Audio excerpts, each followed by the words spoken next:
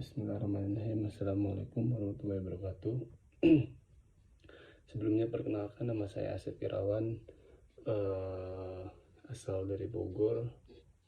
Alhamdulillah sekarang lagi melanjutkan jenjang pendidikan di Institusi Sekolah Tinggi Ilmu Syariah Nahdlatul Ulama di Cianjur. Alhamdulillah saya berkesempatan mengemban prodi hukum ekonomi syariah gitu.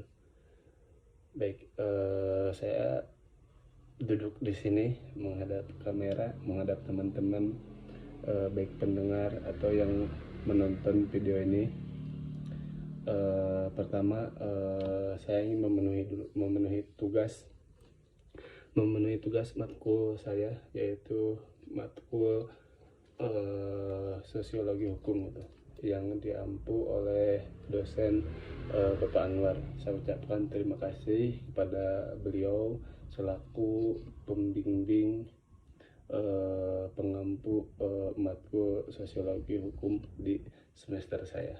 Baik, sebelum memasuki pembahasan, saya ingin membahas yang lebih umum dulu, yaitu tentang pendahuluan itu.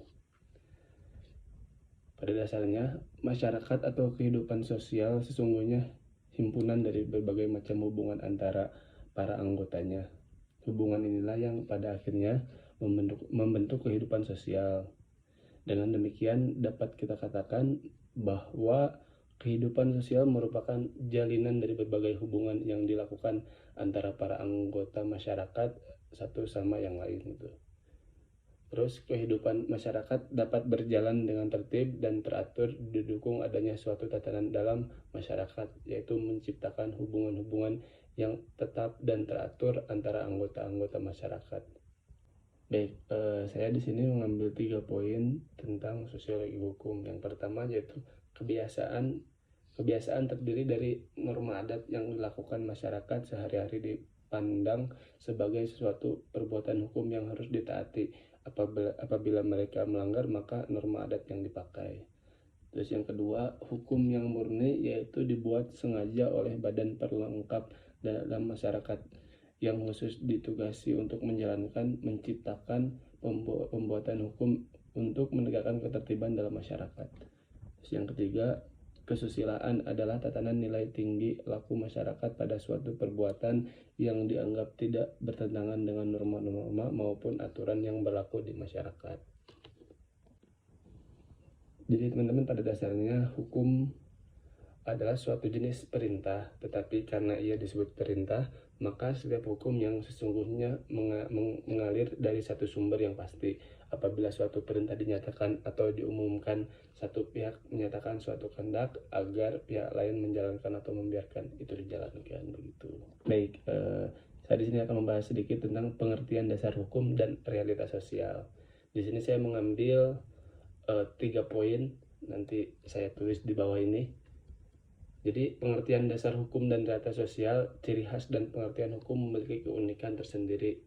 Hukum pada garis besar dapat dibedakan atas yang tadi 3 poin tadi. Yang pertama